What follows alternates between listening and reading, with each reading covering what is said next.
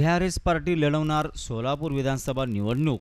महाराष्ट्र समन्वयक श्री शंकर दोणगे यांची माहिती। बीआरएस पार्टीचे महाराष्ट्र समन्वयक श्री शंकर दोणगे यांनी आज सकाळी सोलापूर बीआरएस पार्टीचे शहर अध्यक्ष श्री दशरथ गोप तसेच माजी नगरसेवक नागेश ओल्याल यांच्या निवासस्थानी भेट घेतली। या भेटीत त्यांनी महाराष्ट्रात होणाऱ्या विधानसभा निवडणुकीसंदर्भात बीआरएस पार्टीचे सर्वेसर्वा केसीआर यांच्याशी चर्चा झाल्याचे विषद केले।